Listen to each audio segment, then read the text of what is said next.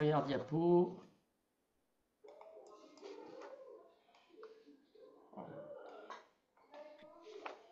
Je me présente toute seule, Michel, ou tu veux le Non, je faire? vais te présenter, j'attendais que la diapo arrive. Allez, c'est parti, le temps que tu mets ta première diapo. Donc on a le plaisir ce soir d'accueillir Giuseppina Caliugeri. On se connaît depuis quelques temps puisqu'on partage une mission à la commission de recherche depuis l'ancienne mandature. Tu as été docteur en médecine en 93, spécialisé en cardio en 97 à l'université de Rome, puis tu as fait un Ça me rajeunit PhD. pas ça. Tu as fait un, tu as fait un PhD au Karolinska Institute à Stockholm de 97 à 99, et ensuite, pardon, tu as intégré l'INSERM. Pina est directrice de recherche à l'INSERM. Elle est responsable de l'équipe immunologie cardiovasculaire au LVTS à Bichat, qui est le laboratoire de sciences transactionnelles vasculaires à Bichat. Je l'ai dit, elle est cardiologue, elle a gardé une activité de praticienne hospitalière, ce qui est toujours intéressant puisque justement la conf que tu vas faire porte sur des recherches transnationales. Tu es vice-doyen recherche en charge pardon, de l'innovation et de la valorisation au niveau de la faculté de santé à l'université. Et tu as fondé deux startups, c'est aussi pour ça qu'on t'a pris comme vice-doyenne innovation. Tu as un certain nombre de publics assez conséquents, tu as plus de 10 brevets, ce qui explique que tu es toujours très intéressé par la valo. Tu t'intéresses aussi à l'enseignement puisque tu es responsable d'un peer et co-directrice de la Graduate School Sciences cardiovasculaires. C'est à noter parce que tu es INSERM, mais intéressé et impliqué dans l'enseignement. Et tu vas nous parler ce soir du paradoxe des stents avec une conférence intitulée Le paradoxe du dispositif endovasculaire, comment transformer un sauveur rejeté un allié accepté, puisque le paradoxe des stents, c'est des dispositifs qui sont vitaux dans certaines pathologies cardiaques, mais qui sont, on le sait, source de complications par thrombose. Donc là, je te laisse la parole. Mais merci beaucoup, Michel et Christine, pour cette invitation. Et merci à tous ceux qui ont pu se connecter. Ça m'honore, votre présence, ça m'honore. Et surtout, j'espère qu'on va pouvoir interagir. N'hésitez pas à m'interrompre si vous le souhaitez, même pendant le topo. Je vais essayer de ne pas faire trop scolaire et barbant. Et oui, effectivement, comme Michel l'a dit, je vais vous parler de quelque chose qui c'est un peu à la croisée entre ma pratique médicale de cardiologue et la recherche. Et c'est le fruit de longues années de recherche. Au départ, c'était des projets de recherche fondamentale, et puis petit à petit, c'est devenu des projets de maturation et de développement avec transfert des technologies vers l'industrie.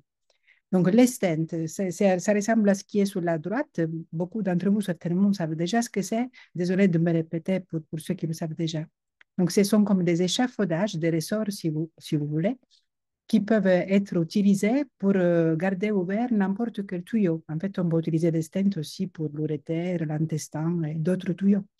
Mais dans le vasculaire, le challenge, il est critique parce qu'ils vont être au contact avec des éléments du sang circulant.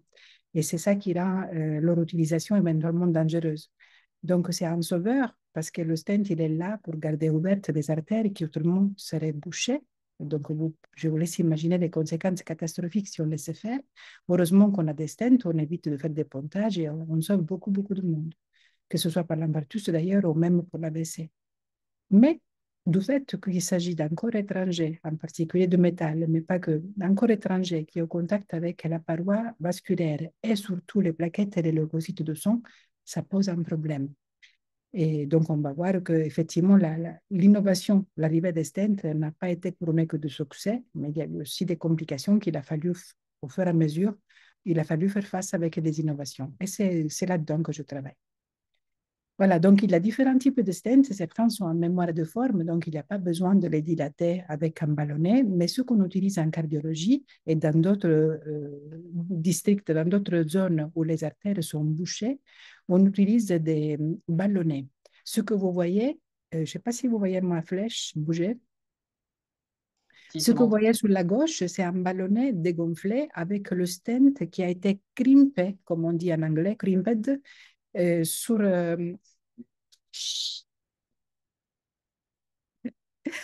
le stent, il a été crimpé sur le ballonnet.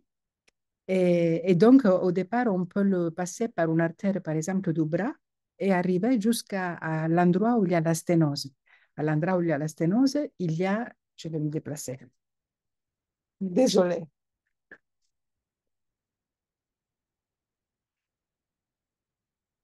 Il n'y a pas de souci, c'est moi. C'est les aléas du direct. Là, c'est ça. Il y a des artisans qui sont arrivés justement. Alors, le ballonnet, il est donc, il arrive au site qu'il faut dilater, il arrive complètement dégonflé avec le stent qui est monté dessus et il est squeezé, il est contracté.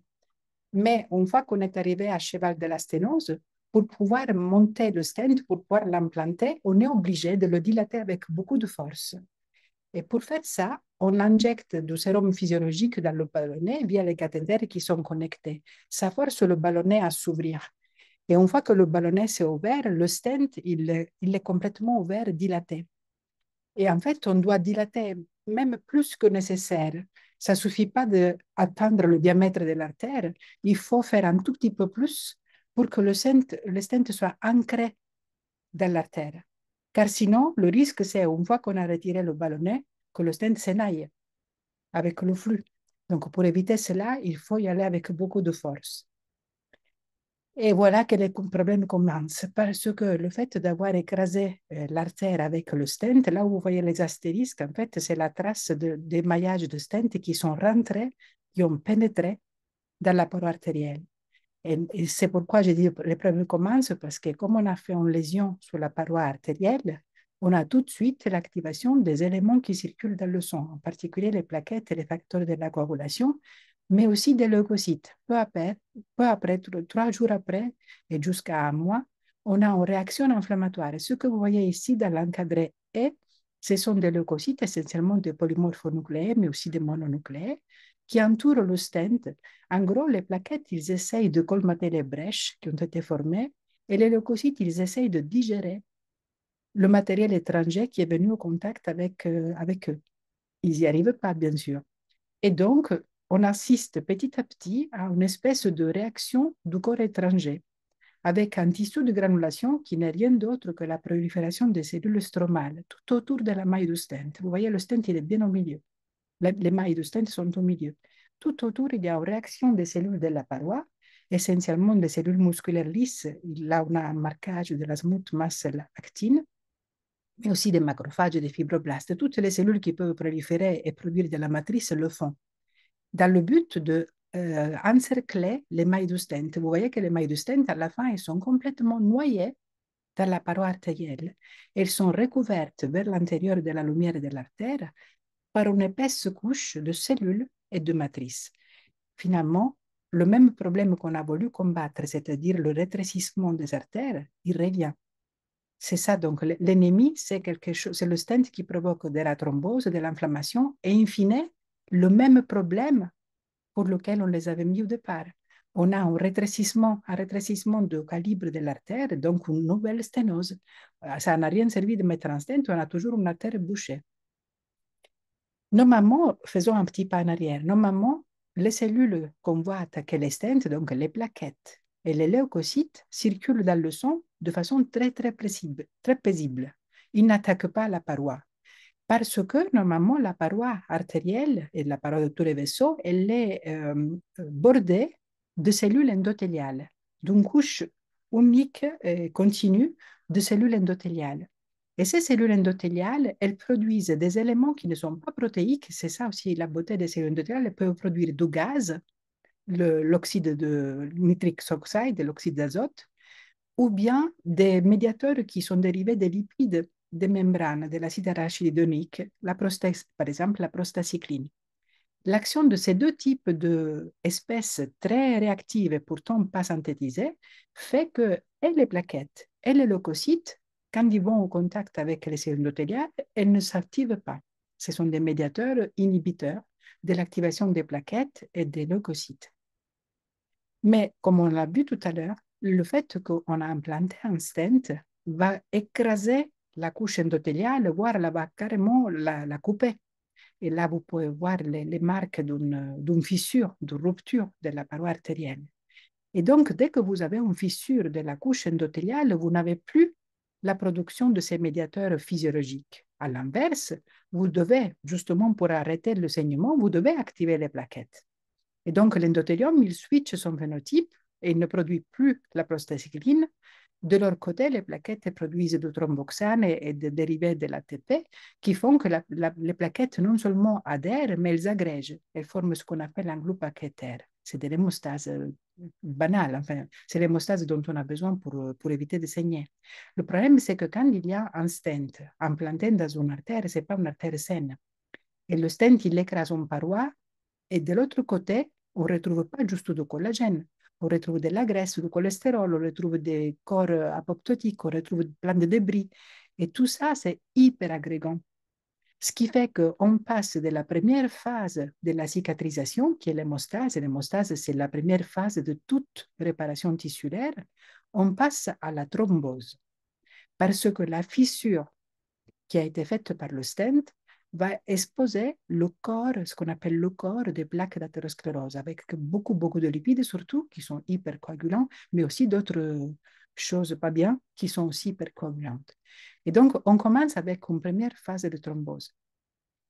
Cette fissure des plaques, elle n'est pas créée par les stents, elle peut se faire aussi spontanément. On appelle ça la fissure de plaque, la rupture de plaque. Et les événements aigus, AVC, athérothrombotique ou infarctus du myocarde, en fait, ils sont dus à des fissures spontanées des plaques.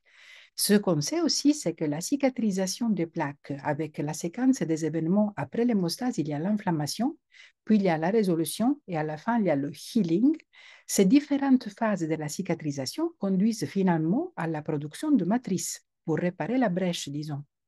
Et cette matrice, elle est produite d'abord par les macrophages qui ont procédé au switch phénotypique. Ils sont devenus pas inflammatoires, mais résolutifs. Et puis, ces macrophages, ils commencent à fabriquer du VEGF qui fait faire de la néoangiogénèse. Et la nouvelle vascularisation du tissu permet aux cellules stromales de bien proliférer et produire de la matrice. Le résultat, c'est qu'à chaque vague, après un infarctus, on s'est rendu compte à la coronarographie que la sténose des artères responsables de l'infarctus était de plus en plus serrée. Parce que la cicatrisation, comme pour le stent, le prix à payer pour avoir une cicatrisation, c'est d'avoir in fine une cicatrice épaisse, fibreuse. Et ça prend de la place. Et donc, ça fait progresser les sténoses. Le problème avec les stents, c'est que non seulement on a la rupture, mais on a aussi le corps étranger. Et comme dans les réactions, comme par exemple si vous avez une écharde dans un doigt, vous voyez que la guérison, elle n'est pas à plat. Vous pouvez toujours toucher quelque chose de globulaire, comme un kyste. Ce kyste, en fait, c'est une capsule qui s'est faite avec la réaction des cellules capables de faire de la matrice autour du corps étranger pour l'isoler. Si on ne peut pas le digérer, qu'est-ce qu'on fait? On l'isole pour éviter d'être tout le temps sollicité par ce corps étranger. Mais cette activité d'isolation de corps étranger, elle occupe de la place parce que la matrice et les cellules qui prolifèrent pour aller tout autour, ils occupent de la face physiquement. Et c'est ce qu'on voit donc dans la réaction au stent. C'est une réaction au corps étranger. On a encerclé chaque maillage du stent. Ici, c'est schématisé dans cet autre article. Donc, si c'est une réaction au corps étranger, c'est un rejet du corps étranger, dans les années 80, on s'est dit on n'a qu'à utiliser les médicaments anti-rejet. Les médicaments anti-rejet, ce sont des médicaments qui sont capables d'arrêter la mitose des cellules qui prolifèrent et produisent de la matrice. Typiquement, le sirolimus, aussi appelé la rapamycine.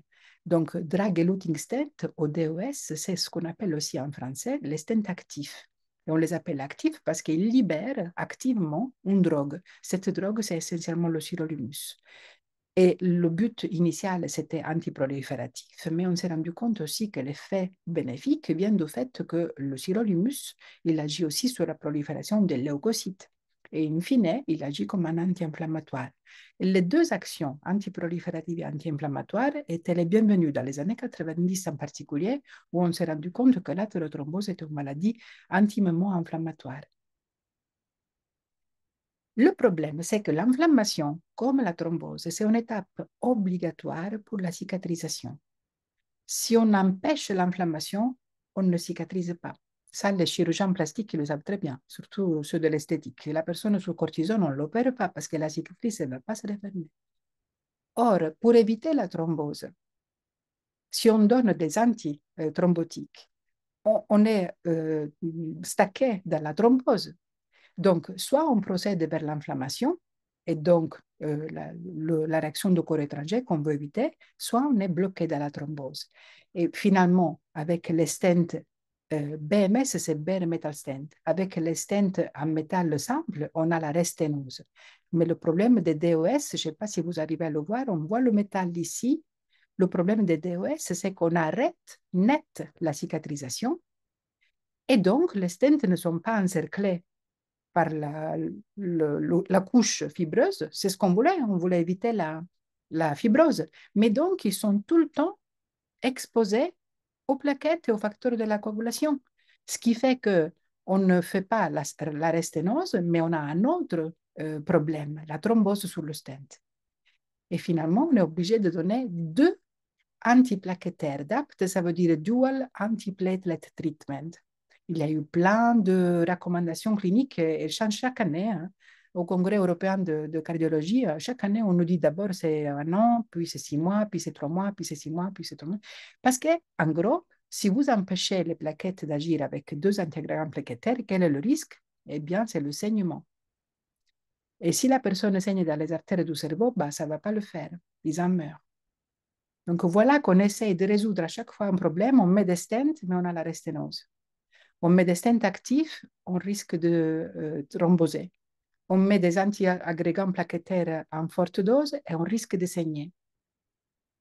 Finalement, même si on a superé, si on a dépassé le problème de la thrombose et du saignement, à la fin, le médicament actif, il se finit.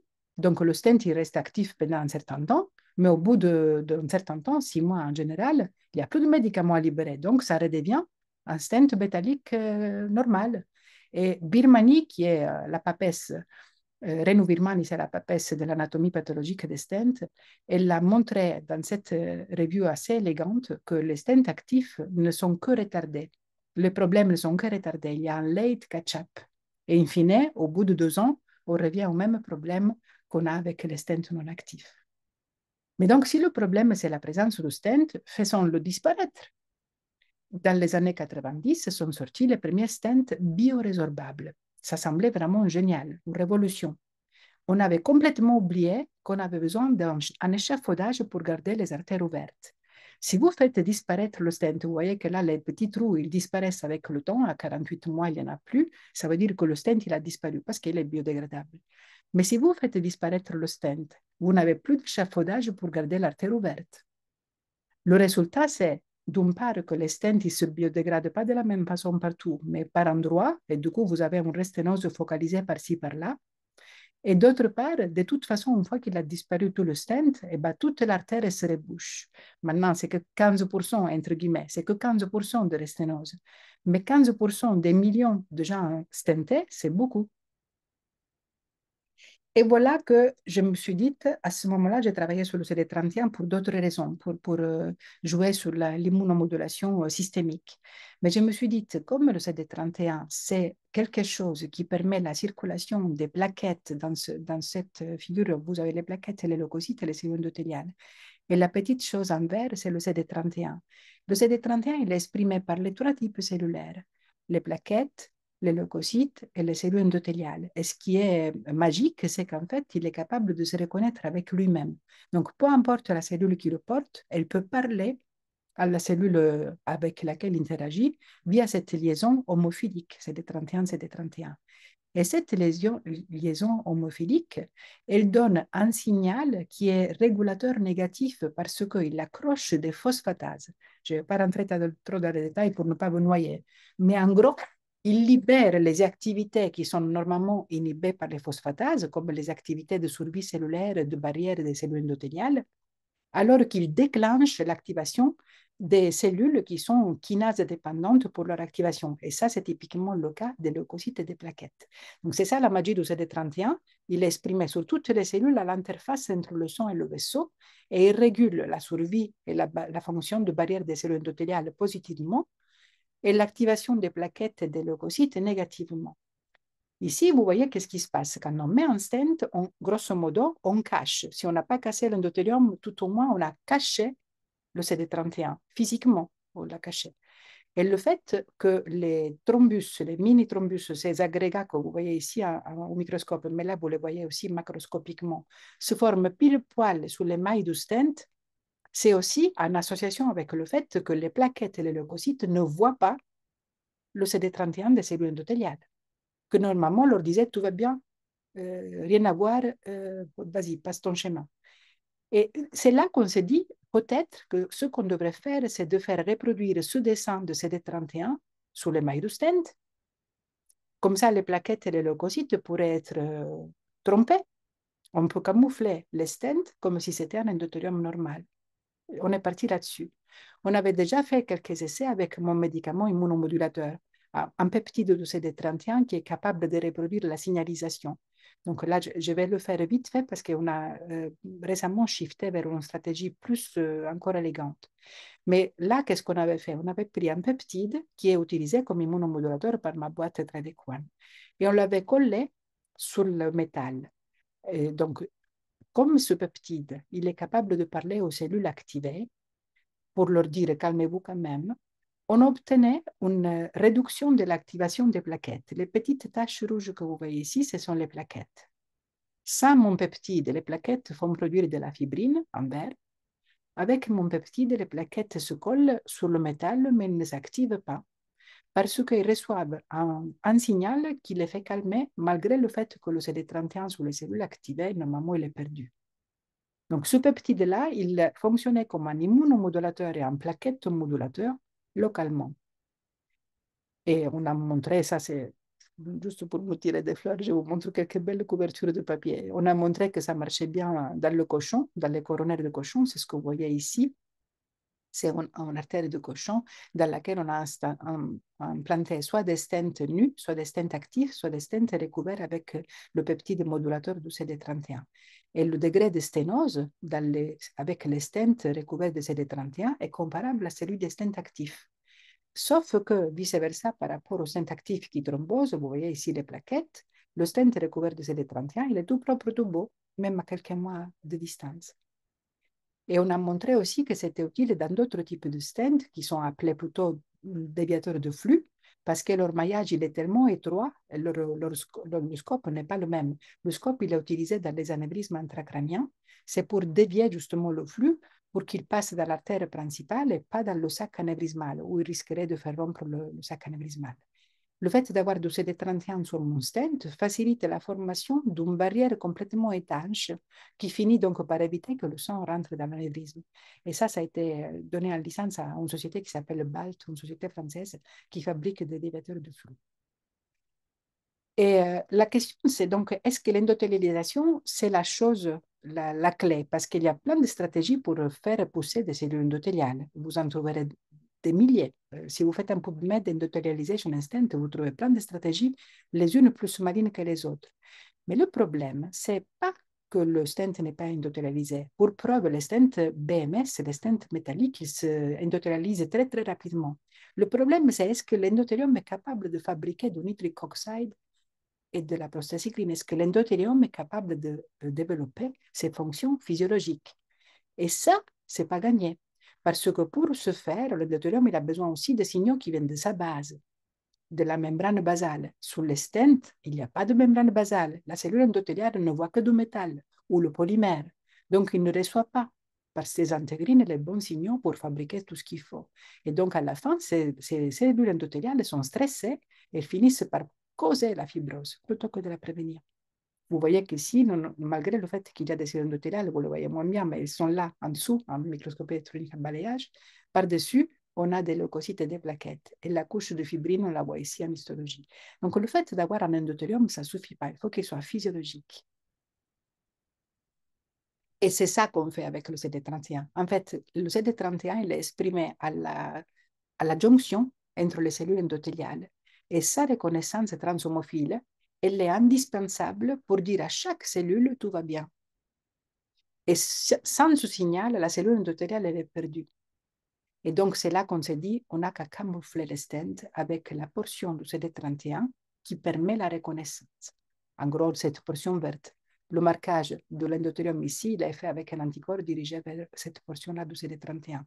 Donc, on a reproduit cette portion-là du CD31 pour la coller sur le stent. On a essayé plein de choses parce que comme on connaissait désormais comment il interagit le CD31, on voulait répéter, mimer les bêta sheets, donc les formes des domaines du CD31 qui interagissent entre eux. On ne savait pas sur laquelle tabler, donc on a essayé plein de variantes.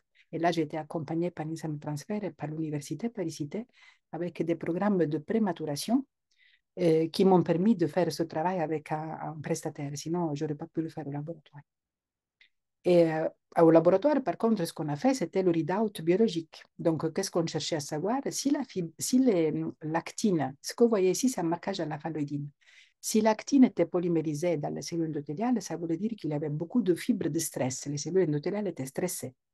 Alors que si on avait, en grosso modo, kiff-kiff de fibres de stress et de CD31 marqués en rouge aux jonctions entre les cellules, donc autour des cellules, on avait un phénotype des cellules endothéliales plutôt physiologique. Et avec ce readout, Charles Scarbeck, qui a fait son postdoc dans le laboratoire et maintenant a été recruté par l'entreprise qui a pris en licence la technologie, il a testé l'ensemble des types de peptides qu'on a voulu tester. Il y avait différents groupes et en fait, ils fonctionnent tous. Ils fonctionnent bien mieux que le peptide qu'on avait utilisé auparavant. Pourquoi? Parce que les cellules endothéliales, théoriquement, ils retrouvent des plaquettes et des leucocytes non activés. Et donc, on doit mimer une portion de CD31 qui est présente sur les cellules non activées. Et la stratégie du camouflage, donc, elle se révèle être encore plus maligne que la stratégie régulatrice du CD31. Ici, vous voyez un test qui est appelé scratch test ou wound healing test. In vitro, on peut voir les cellules endothéliales qui migrent sur une brèche qui a été causée artificiellement. Et le fond du puits, il est coté ou pas avec le peptide SP1072, peu importe, un peptide qui fonctionne bien. Donc, les cellules endothéliales sont aussi incitées à coloniser le stent et agissent directement en acquérant un phénotype physiologique. En gros, le stent, au départ, il est vu comme endothélium par les leucocytes et les plaquettes. Et puis, quelques jours après, il est rapidement colonisé par des cellules endothéliales qui assument un phénotype physiologique. Donc, on a tous les avantages. On n'a pas besoin d'antiplaquettaires, on n'a pas besoin d'antileucocytaires. Les cellules endothéliales, elles sont heureuses. Et c'est pourquoi on a des beaux résultats in vivo. Ici, vous voyez dans les artères fémorales des lapins, avec le coating CD31, vous voyez, on dirait du velours qui recouvre la maille du stent. C'est vraiment joli. Ce sont des cellules endothéliales à plus fort grossissement, on peut les distinguer les contours. Ce sont des cellules endothéliales hyper propres. Alors qu'avec les stents actifs, comme on le savait, ça ne prévient pas la thrombose, malgré que les cochons, ils étaient sous ticagrelor et aspirine. Et avec le stent classique, on a même des leucocytes en nombre. Pas que des plaquettes, mais aussi des leucocytes, on les voit bien ici. Et ça, c'est sur les déviateurs de flux, comme l'objectif, c'est de barrer la route au sang qui veut entrer dans la caverne. La caverne, elle est là, hein, on la voit en angiographie. Et là, c'est le stent, l'artère stentée, elle est mise à plat et on revoit le trou de la caverne, si vous voulez, de l'anévrisme. Avec les déviateurs de flux nus, le sang continue de passer pour aller dans le sac anévrismal. Là, c'est le grossissement. Vous voyez que le sang continue de passer, les barres ne sont pas ouvertes. Alors qu'avec le peptide de camouflage, on forme carrément une paroi endothéliale propre et belle, très étanche, ce qui fait que l'anévrisme est rapidement cicatrisé et les personnes ne risquent pas d'avoir, à cause de la thrombolyse, des ruptures de la paroi anévrismale. Voilà, donc on a deux possibilités, soit réguler l'action des leucocytes et des plaquettes activées, soit mimer la poignée de main que les cellules à l'intérieur de la circulation se donnent. Et c'est là que je parle de camouflage parce qu'en fait, si on reproduit cette portion-là de cette 31 sur le stent, à la fin, le stent ressemble, donc c'est comme un caméléon, ressemble à une paroi normale. Et les plaquettes et les leucocytes, ils n'y voient que du feu. Et puis, je suis très contente aussi de savoir que toutes les personnes qui ont travaillé sur ce projet depuis 2012, la première fois que j'ai commencé à travailler là-dessus, elles ont toutes trouvé une belle position, soit dans le privé comme Charlotte et Charles, soit dans les hôpitaux comme les cliniciens que j'ai eus, cardiologue Jules, radiologue interventionnel Jonathan et chirurgien vasculaire Jean. Merci beaucoup pour votre attention. Merci beaucoup Pina pour cet exposé qui était vraiment super clair et super pédagogique. Moi, c'est pas du tout mon sujet, mais j'ai l'impression d'avoir appris plein de choses. Est-ce qu'il y a des questions? Je vois pas de main se lever. Moi, j'ai une petite Euh, question rapide. ouais, Pina, merci pour cette présentation. Je ne sais pas si tu m'entends Bonjour bien. Pierre. Salut. Je ne sais pas si tu l'as montré ou pas, parce que c'était un peu sur la fin. Est-ce que tu as montré qu'avec le SP 1072, tu avais aussi libération de lipides et de nitrite d'oxyde? Est-ce que tu as pu mesurer ça, la fonction, Non, justement? non, je ne sais pas faire ça. C'est compliqué. Mais tu as raison, il faudrait le faire. Oui, je me suis contentée de faire un marquage de CD31 et avec la phalloïdine parce qu'il fallait le faire en batch en plus et à grande échelle. Mais je suis preneuse si tu as une idée.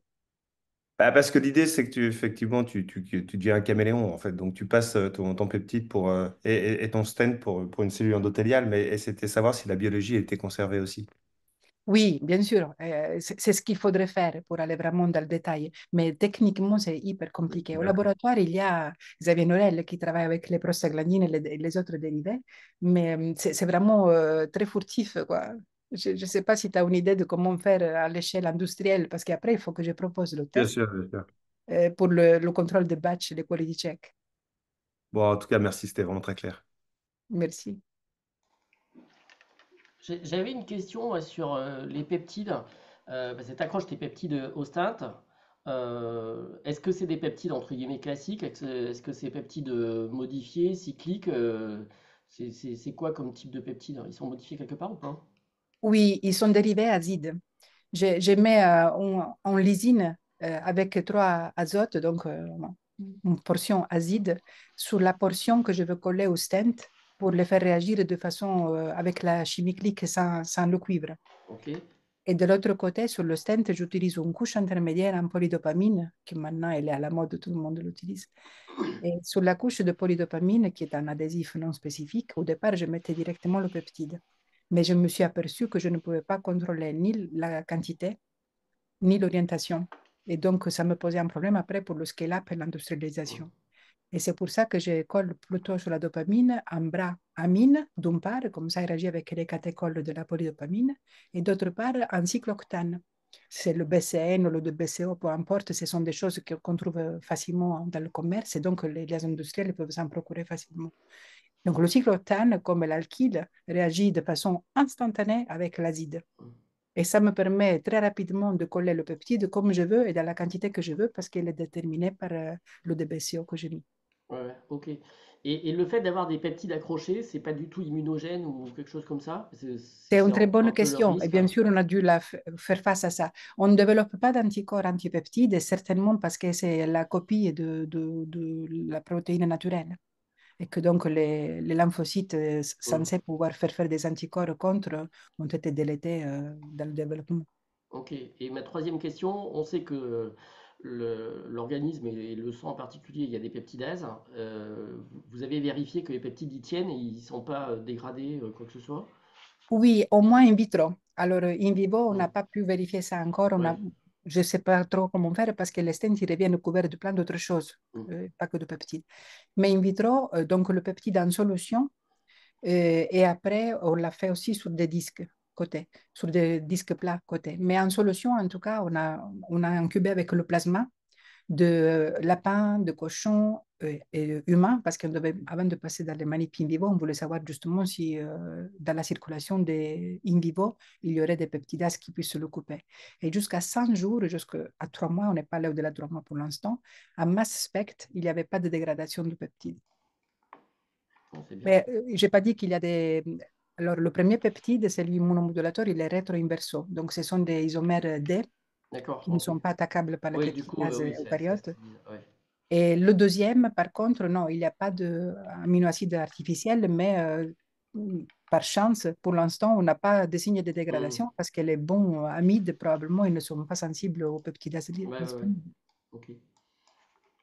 Est-ce que quelqu'un d'autre a des questions? Je vois pas de main levée. Moi, je voudrais bien vous présenter, j'ai vu qu'il s'est connecté, Charles. Charles, tu peux allumer la caméra? Ou alors il s'est déconnecté. Je sais pas. Ben, Je vois il a pas de été Charles à recruté. l'écran, mais j'ai pas les prénoms de tout le monde, donc je ne Eh sais pas. ben, peut-être qu'il est allé manger son goûter. Il est peut-être déconnecté. Il était au laboratoire jusqu'à l'an dernier et je suis très, très contente parce qu'il a pu être recruté par l'entreprise Alchimedix qui a pris la licence sur la technologie camouflage. Et donc, voilà, c'est ça qui me rend fière aussi, pas simplement d'arriver jusqu'à l'industrialisation, mais aussi de former les jeunes chercheurs pour qu'ils fassent son carrière avec. C'est vrai qu'on est toujours content quand on a ce type d'exemple de chercheurs qui trouvent derrière du travail sans problème. Je vois pas d'autres questions. Je les ai assommés. Ah non, pas du tout. Moi, j'ai trouvé ça super intéressant. Écoute, il n'y a pas d'autres questions. Ben, il me reste à te remercier. Et, je rediscuterai avec toi, mais sur des trucs plus précis, parce que moi, j'ai quand même des approches peptidiques, donc je peux être intéressé. Voilà. Avec grand plaisir. Merci encore. Merci à toi. Et puis, je pense que c'était un très très bon exemple de recherche relationnelle entre le côté fondamental et le côté vraiment appliqué jusqu'à la clinique. Merci Merci Pilar. Et encore. puis, je vous donne rendez-vous dans un mois pour la prochaine keynote. Merci à tous. Ciao, Bonsoir. bonne soirée. Ouais.